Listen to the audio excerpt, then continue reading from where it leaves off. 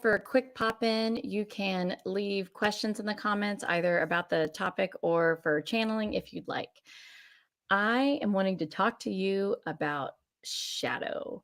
I've been thinking a lot about the idea of living with our shadow, accepting our shadow, and then just sort of thinking about the idea of our shadow in general. And I want to redefine how you might be thinking about shadow.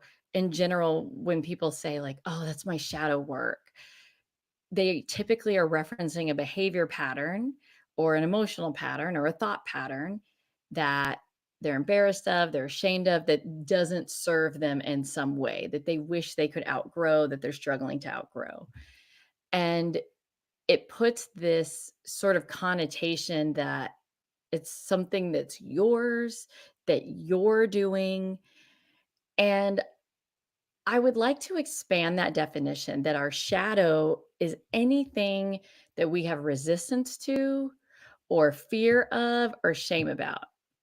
It's anything that makes us hesitate. Yes, sometimes that includes things that we do, it's our behavior, but it doesn't have to. Our shadow can just be anything that we're not at peace with. Because in essence, anytime that we're kind of in the thinking or the state of shadow, we're essentially not at peace with the what is, which means we're in the veil of separation from divine energy. If we were not fully one with the divine, then of course we're going to experience shadow. Of course, we're going to experience something that we are not at peace with, that we want to fight against, or that we want to wish away. So, oh, good channeling.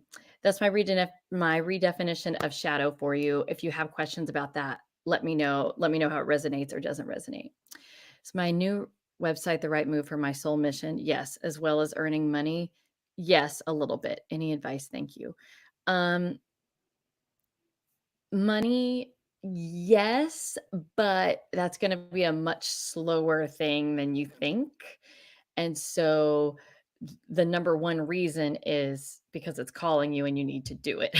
That for your growth, for your enjoyment, for your fulfillment. That's the number one reason for doing the website. The number two reason is the money. And so being sure for yourself that that number one reason has to carry you through. You've got to keep going, keep going, keep going, and let the fulfillment be the thing that pushes you, because the money's not going to be there either in the speed or in the frequency that one would hope.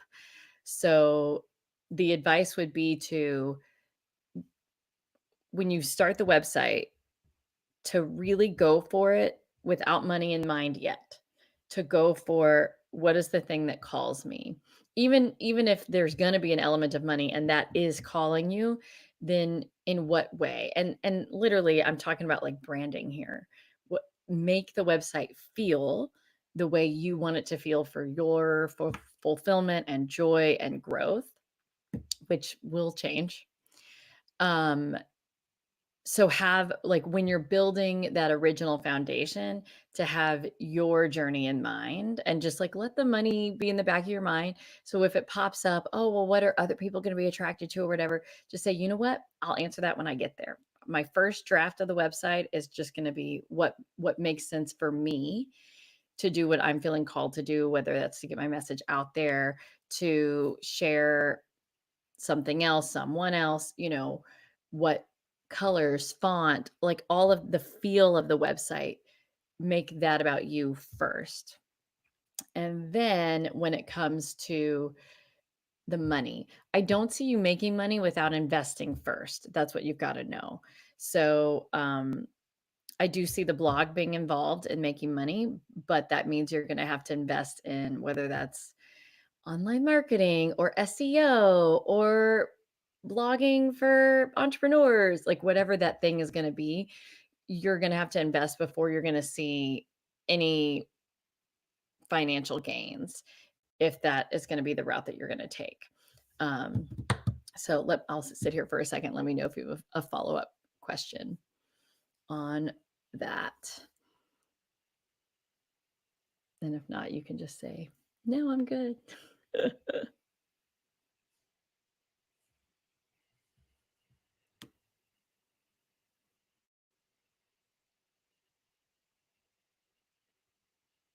think that's all I'm getting for you. I'm just going to double check.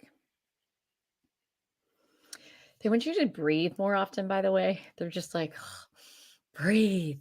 They would like for you to take your guides would like for you to take more intentional breaths. Like, oh, I'm going to choose to breathe now. Belly, let your belly expand. Just like do that 2 or 3 more times throughout the day.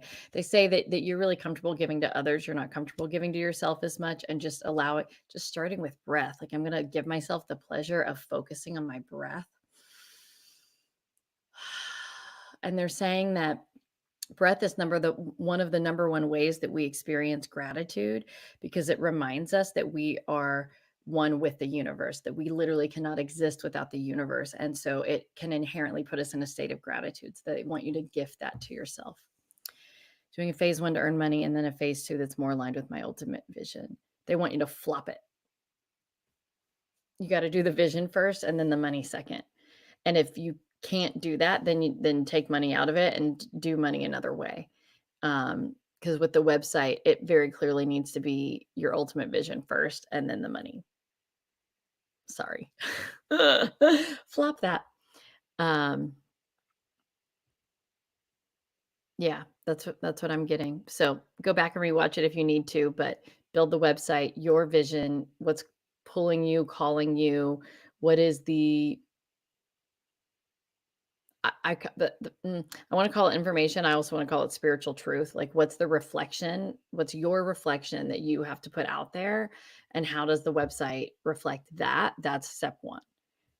Step 2 is money. And then, well, actually, step 2 is invest in something, and step 3 is money.